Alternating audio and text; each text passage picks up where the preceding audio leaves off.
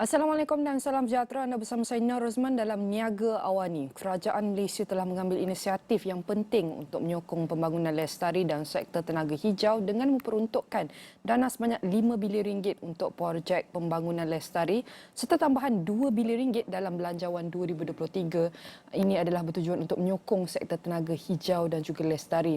Ini termasuk pembiayaan untuk projek atau syarikat permulaan yang menggunakan teknologi hijau atau amalan yang rendah karbon.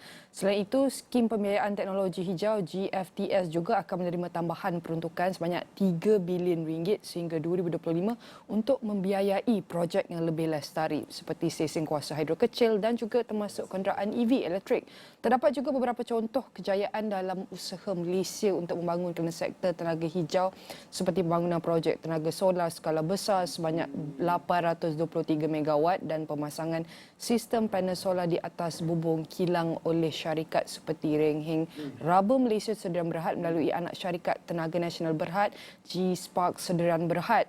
Selain itu, antara beberapa minggu lepas kita dapat saksikan juga Tenaga Nasional Berhad dan GS Spark X Sdn Berhad juga telah menandatangani perjanjian pemasangan solar fotovoltaik di semua pusat membeli belah Ion dan Ion Big di seluruh Malaysia. Dan juga dalam perkembangan terkini, platform Solar and Wind Spark Renewables sedang dalam proses penilaian akhir tawaran dan Tenaga Nasional menjadi salah satu peserta dalam proses akhir tersebut. Dan kesemua usaha ini amat signifikan dalam konteks cuaca semasa yang amat panas dan ia memerlukan adaptasi lebih pantas ke arah penggunaan solar specifically. Dan sudah tentu kami akan bawakan iaitu penganalisis Datuk Muhammad Guntur Mansur Tobeng merupakan pengarah urusan Gading Kencana Sdn Berhad. Nak mengucapkan terima kasih Datuk kerana sudi bersama kami dan selamat Hari Raya sudah tentu di sebalik kemajuan dan iaitu progression dalam tenaga solar ni. Kita dapat lihat kepada perubahan cuaca juga kalau kita nak ambil kira ya, perubahan cuaca yang agak ketara di mana cuaca semakin panas, hujan berterusan, amaran ribut peti dan penggunaan pendingin hawa juga semakin meningkat apabila terlalu panas. Ini tidak dapat dielakkan dan ini akan mendorong kepada bil elektrik yang lonjak tinggi. Lebih-lebih lagi kalau musim perayaan, ini adalah antara dikatakan high demand time. Adakah ini masa terbaik untuk kita beralih sumber tenaga boleh diperbarui seperti solar ini? Lihat kepada keadaan ekonomi ketika ini yang melibatkan perubahan iklim. Bagaimana Datuk? Ya, terima kasih Nina. Assalamualaikum warahmatullahi wabarakatuh. Pertama sekali saya ucap terima kasih kepada Astro kerana bagi peluang untuk kita kongsi pengalaman. Semalam saya balik ke Alustar, saya tengok ada beberapa kunjungan yang saya buat rumah-rumah tu. Kebanyakan atuk dan tok wan di sana tu adalah merungut sikit. Bila cucu-cucu balik tu, aircon bilik semua kena pasang sebab dia orang main game dalam bilik, dia orang duduk dalam bilik, dia orang segan nak keluar. Dan kebetulan saya rasa sekarang ni kita sedang mengalami El Nino. El Nino ni maknanya suhu di luar rumah tu sangat tinggi dan panas. Tambahan pula di Kedah semalam saya ingat 36 ada, 32, 36 darjah Celsius. Saya pun berpuluh-puluh orang kereta. Jadi bila keluarga anak cucu ni balik semula ke bandar selepas tinggal tu, yang ditinggalkan kepada Tok Wan dan Tok Nek di rumah tu ialah bil elektrik yang tinggi lah. Dan kebetulan semalam saya berjumpa dengan satu keluarga ni, anak-anak dia ni pakat-pakat collection dan pasang solar kat rumah nenek, rumah tok dia tu. Dia ni yang pesara ni pensioner. Jadi alhamdulillah dia kata kalau sebelum ni bil elektrik dia 500, bila keluarga balik nak cucu jadi 1,500. Jadi dengan adanya tenaga solar net energy metering kat atas rumah dia tu, bil dia tinggal lagi 300 saja dia bayar setiap bulan. Jadi ini satu perkembangan yang baiklah. Selain daripada itu juga kita selain daripada fenomena El Nino yang berlaku dengan suhu yang panas ni, saya sebagai pemain industri tenaga solar, saya dapati solar farm saya di Bidor tu alhamdulillah dia ada peningkatan sebanyak 20%. Maknanya kesan panas bulan April tu tinggi. Januari, Februari, Mac tu rendah. April tu saya dalam masa yang singkat ni pun saya dah nampak peningkatan yang tinggi. Jadi saya serulah kalau untuk memastikan kos raya hidup yang lebih rendah ni, pemasangan solar di rumah-rumah ni sangat penting dan boleh membantu kerajaan lagi nombor satu dari segi pengurangan pengurusan jejak karbon yang lebih baik dan membantu kerajaan mencapai wawasan net zero carbon menjelang 2050. Baik, Datuk, kalau kita lihat fenomena El Nino ni yang sedang berlaku dan berkemungkinan akan lebih terjejas teruk daripada waktu sekarang. Jadi bagaimana untuk kita fahami syarikat solar Malaysia ataupun seperti pemain industri dan termasuk juga dengan Gandhi Kencana, kalau kita lihat bagaimanakah syarikat-syarikat ini termasuk Gandhi Kencana mempelajari daripada market solar secara global. Bagaimanakah antara solusi yang boleh kita guna pakai daripada iaitu solusi-solusi serantau. Bagaimana Datuk? Saya melihat nombor satu sekali Kementerian Sumber Asli dan Perubahan Iklim ni dia sangat proaktif. Terutamanya KSU dia lah, Datuk Rosli Issa. Jadi pada tahun ini kita dapati banyak usaha-usaha ke arah menambahkan lagi kota yang sedia ada. Macam tadi kita kata LSS ada 823 megawatt. Tapi sekarang ni kita sedang bersedia untuk submit proposal untuk mendapat lagi 800 megawatt lagi CGPP, maknanya Corporate Green Power Program. Itu dari segi large scale solar. Jadi yang large scale solar ni melibatkan pelaburan yang besar. Dari segi net energy metering pula, dari segi isi rumah dan syarikat-syarikat, dan kita ucap tahniah pada TMB G-Spark kerana berjaya meyakinkan sektor komersial dan industri untuk pemasangan solar. Ini kita kena galakkan. Walaupun kita bersaing dalam pasaran, tapi kejayaan itu merupakan kejayaan industri. Kita berjaya meyakinkan pengguna, meyakinkan industri dan juga komersial untuk memasang solar lebih banyak. Nombor satu, dia jimat tenaga elektrik, jimatkan kos elektrik.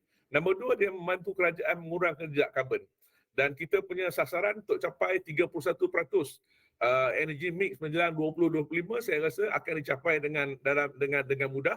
Dan insyaAllah dengan penambahan kota yang ada ni kita akan lebih banyak lagi. Dan dari segi syarikat-syarikat SME yang baru terlibat dengan industri tenaga solar ni, saya tengok industri tenaga solar untuk pemasangan di rumah ni sangat rancak. Maknanya ramai syarikat-syarikat baru yang berkecimpung. Kalau Nina masuk ke dalam Facebook, Nina tekan net energy metering, banyak syarikat-syarikat yang bersaing di dalam sana dan tawaran harga juga sangat menarik. Jadi kalau dulu kita kata kos pemasangan tu tinggi, tapi sekarang ni kos sudah rendah dan kaedah pembayaran pun ada banyak macam. Satu, boleh ambil loan. Dua, boleh ambil easy payment scheme. Nombor tiga, boleh ambil interest free Islamic credit card financing.